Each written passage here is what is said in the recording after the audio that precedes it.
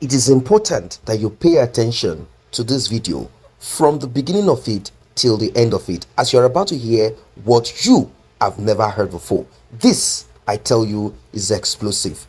This is called Bombshell. Do not skip this video. Very important. Very, very important. Ask you, Ambassador, let's take Niger for a moment. President Mohamed Bazoum is a popular president in the West. You know, the IMF liked him, the World Bank liked him, the United States liked him, France seemed to like him. I would like our listeners to understand the gap in the popularity of someone like President Bazoum and performance, and what is going on that makes that revolution, that coup as we see it in Niger, a different story than we're seeing. The performance that you're talking about is the performance of what Nigerian minerals are doing to French education, to French healthcare, to French infrastructure.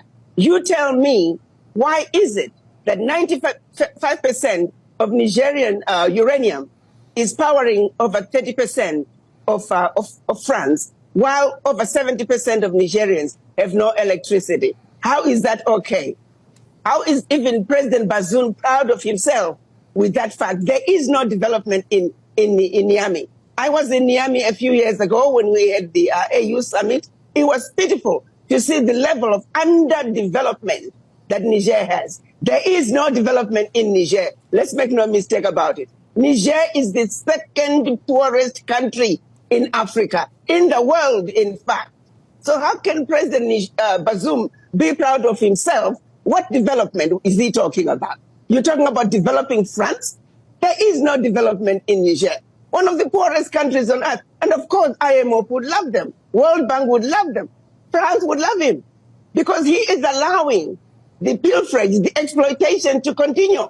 And that's why the people are rising up to say, if you can't stand up to the bullies and tell them that the exploitation can no longer continue, and look President Macron in the face and say, President Macron, how is it okay that my money, my bank reserves, my natural resources are funding French education, are funding French healthcare, are funding French infrastructure? How is that okay, President Macron? Answer us. Africans in Niger, they want to know.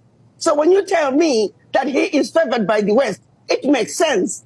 But he's definitely not favored by the people because there is no development. Let's be serious here. Let's stop pushing lies about what's happening. They know the exploitation is happening. It's happening in Niger. It's happening in Burkina Faso. It's happening in Mali. It's happening in every African country. Let's make no mistake about this. We're sick and tired of giving up our lunch to Western nations. African children, they need to eat too.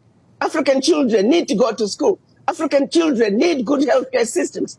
Behind all that abuse, we need to let the Western world know that there are millions of African children who are going hungry, millions of African children who are dying, millions of women, African women who are dying giving birth to another life, millions of African youth who are unemployed, all because the Western world is continuing with the agenda of exploitation, exploitation, and exploitation of the African continent. That era is over. Well, and we're coming together as Africans and saying, enough is enough. This has got to stop. From a practical viewpoint, and I just want to challenge you for a minute, I think a lot of people in France who might... Now, I want you to watch how the host quickly jumped in when he realized the passion in what she... coming into these countries. Is that okay? Or what would you advise those in the international development field to begin using as their North Star in how to get this equation right so that Africa can grow on its own terms, but that it's not necessarily cut off from the rest of the world? I think that's a very important question you're asking, Steve. We're not asking that the Western countries we should just cut them off. No. We're saying the parasitic relationship that these Western countries have with African countries has got to come to an end. We are simply saying we do not need aid, we need trade. Niger is selling its uranium to France for 80 cents a kilo, when the rest of the Western countries are buying the same uranium at $200, 200 euros per kilo. it is amazing. Over 99% of the value of their uranium is going to France and other Western nations. Value that should be coming to Niger. That is wrong. It is thievery of the highest order. We're simply saying, come to Africa and treat Africans fairly.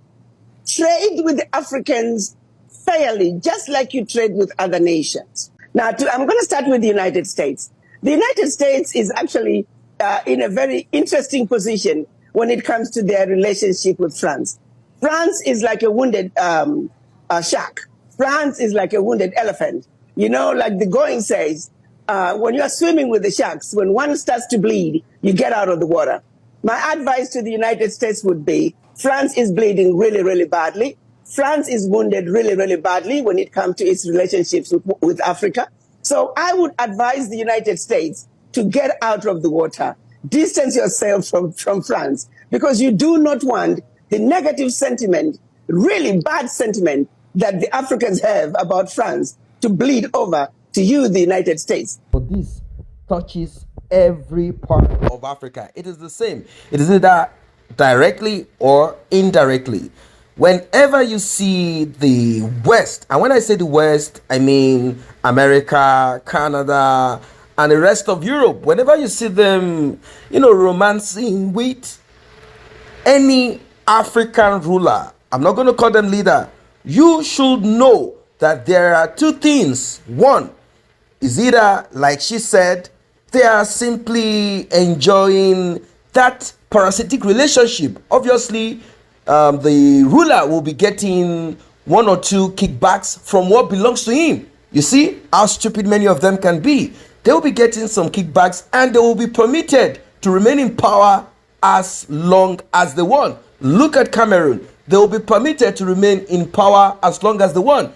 And the funniest of it is this: 90% of those loot, that those African rulers get back from what belongs to them. You know how funny it is? Getting back what belongs to you will be sent back to those countries. If you get what I mean. A ruler does business with, let's say, France, Bazoum, and eventually he's not going to do this without money being involved. He's going to get a specific amount of money that will be paid to him and his ministers. They will eventually go abroad, go to France and some of these countries.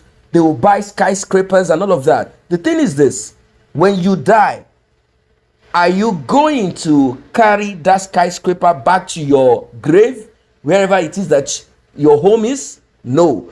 You are improving. You are adding value to the economy of that country, whilst they are taking 95% of what belongs to you. It's a parasitic relationship. And this, like I've always said, can never ever happen without the cooperation of these criminals, these vampires. That's just what it is. The West, they've taken time to study that majority of Africans, I'm not saying all Africans, we have exceptional Africans, are wicked to themselves. And wickedness gives birth to a lot of children and grand and great grandchildren. Monopoly, nepotism. There is nothing that you don't find in wickedness. And that is exactly what that man called Bazoum has. When you go to Niger, like what she said, imagine a country that is rich in uranium and other mineral resources, but let's focus on uranium. A country rich in uranium, and it is the same you will find in some other African countries like Gabon. The same you will find in Nigeria, in the north of Nigeria. There is so many mineral resources. Nigeria, so many resources in the north, in the southeast, in the southwest. Everywhere is filled and laden with resources. Unfortunately, till date, that country cannot boast of constant electricity. Potable water is not running in all homes. This is deep. I want you to sink down inside of you, that you might die in life as a Nigerian or as an African without constant electricity ever till you die. That's the truth. That's the reality of it. And all of these rulers, all of them have foreign citizenship. The one that does not have it, their children have it. their kids live abroad, and you think it's a joke.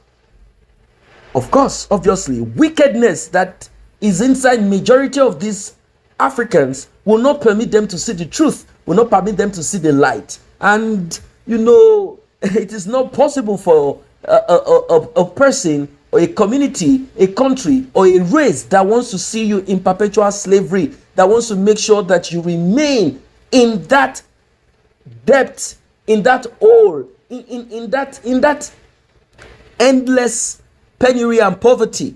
They will never encourage, permit in any way anything that will bring light to you. They will never permit it. They will never allow you get it right. That is why you have to queue at the embassy. That's why you are referred to as third world country. You will never be permitted. They sit down, speak to psychologists, speak to a lot of people. They look for ways to make sure that you do not rise up, and you are not ready to rise up. And that is the focus. You are not ready to rise up. Enough of putting too much blames on the West, and including France, or we are including this country and that country, we are including the United States and all of that. Enough of putting too much on them. Enough of blame. Let us sit up. You might say, should any of these African leaders rise, he will be murdered. No, if they stand together as one, if they stand together as one, that is the point. If all of them in the African Union or the Ecowas nonsense have a good head on their shoulder, if they stand together as one, first loving themselves, stop being wicked to themselves, seeing themselves as equal. We are not talking of religion here. Looking at themselves as, you know what, we need to move forward. In fact, it's not a big issue if you look at the other race and say, this is our enemy, because that is how they perceive you. Like, these people must not rise. These people must remain in perpetual slavery and poverty. If you begin to see yourself better, then, maybe then, you will rise up and begin to do the needful for yourself and get yourself on the right track. If not, you are on your own. This will not stop. Because right now, France, the United States, they've already sat down. They have looked at the blueprint. They want to look into another way, means of getting their fangs, their teeth into the same country that they have seen this revolution of a thing. They are working. They are looking at their blueprint like, you know what? It seems the kind of pattern that our ancestors used and that we used is no longer working. We need to refine it. We need to make it appear to our people as if we are good people. Let's make it appear like we are not vampires, but we have to strike deadly. And obviously, they know that the same trick that we've been told, just like a story, I'm not saying that's exactly what it is, where a mirror can be given to a chief or a king back in those years, and he would just look around and say, you know what, you can take some of my people. It's as simple as that. It's called wickedness. It's called greed, selfishness. So I don't know what your thoughts are as regards this one, because the wave of this revolution is going to hit the whole of Africa, and it's just going to happen if we do not sit tight. These leaders, rulers, criminals, looters, every one of them, and their children, because they might say, okay, I don't mind whatever it is that I do. After all, my children, soon all of their children abroad will be targeted. Like and share this video, subscribe to this channel. See you in the next update.